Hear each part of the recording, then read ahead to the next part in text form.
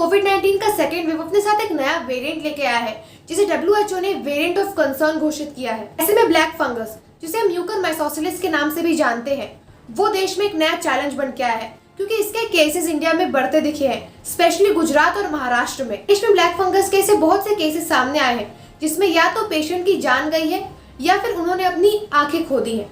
अब ये black fungus आखिरकार क्या है?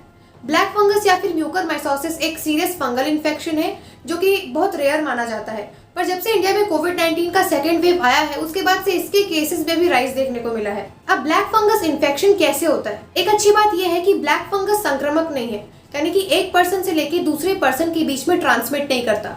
अब हमारे एनवायरमेंट में नेचुरली कुछ म्यूकरमाइकोसिस प्रेजेंट होते हैं, जो कि ग्रुप ऑफ मोल्ड बनाते हैं, जिसे हम फंगल स्पोर्स के नाम से भी जानते हैं।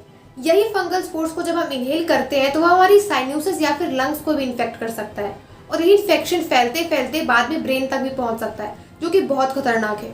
अब दोस्तों, कोविड-19 के टाइम पर ये इन्फेक्शन क्यों बढ़ा? मोस्टली इन्फेक्शन अभी उन लोगों में देखा जा रहा है जो कि कोविड-19 से रिकवर कर चुके हैं या फिर रिकवर कर रहे हैं, क्योंकि दोस्तों कोविड-19 के पेशेंट्स काफी मेडिसिन लेते हैं और उनकी इम्यूनिटी भी बहुत वीक हो जाती है।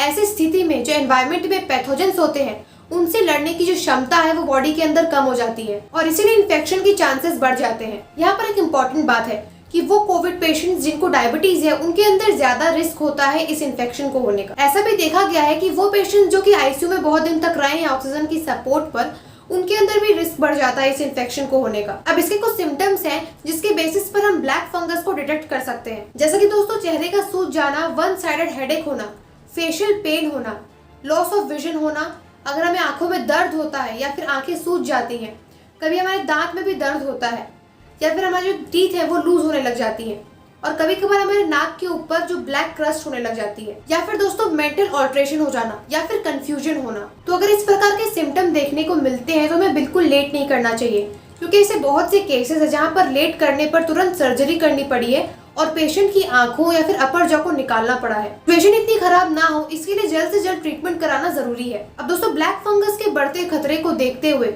Indian council of medical research यानी कि ICMR ने एक एडवाइजरी जारी की है, एक तरीके की गाइडलाइंस है जिसमें मेंशन किया गया है, जैसे कि मैंने आपको कहा कि सिम्टम्स को बिल्कुल इग्नोर नहीं करना चाहिए, क्योंकि अगर इन्फेक्शन ब्रेन तक पहुंच गया तो वो स्थिति बहुत खतरनाक हो सकती है। बॉडी में हाई ब्लड शुगर लेवल को भी कंट्रोल में रखना चाहिए। जो डायबिटीज के पेशेंट्स हैं जिनकी कोविड-19 से रिकवरी हुई है, उन्हें अपने ब्लड ग्लूकोज लेवल को कंटिन्यूअसली मॉनिटर करना चाहिए। जो हम स्टेरॉइड्स लेते हैं, एंटीबायोटिक्स लेते हैं, एंटी फंगल लेते हैं, उसे सही डोज में लेना चाहिए, सही टाइम पर लेना चाहिए। ये इन्फेक्शन हवा में, मिट्टी में, कहीं पर भी हो सकता है, इसलिए मास्क पहनना और सही से हाइजीन मेंटेन करके रखना भी बहुत जरूरी है। ऑब्वियसली दोस्तों, ट्रीटमेंट पे लेट नहीं करना चाहिए, क्योंकि ऐसे बहुत से केसेस हैं जिसमें इन्फेक्शन बहुत बढ़ने के कारण पेशेंट की डेथ भी हो चुकी है। ब्लैक फंगस के केसेस बढ़ रहे हैं, पर ऐसा नहीं कि सिर्फ ये गुजरात या फिर महाराष्ट्र में मौजूद है, ऑल ओवर इंडिया से इसके केसेस देखने को मिल रहे हैं। इसलिए दोस्तों, आप या फिर आपकी फैमिली फ्रेंड्स में कोई भी कोविड से रिकवर कर रहे हैं या फिर कर चुके हैं, उनमें इन सिम्टम्स के बारे में जरूर ध्यान दीजिएगा,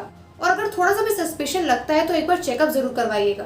तो दोस्तों, ये थी ब्लैक फंगस या फिर म्यूकरमाइकोसिस के ऊपर आज की वीडियो। होपफुली आपके लिए इन्फॉर्मेटिव रही होगी।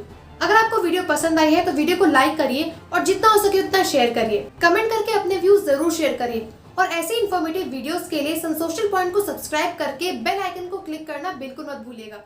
Thank you so much for watching.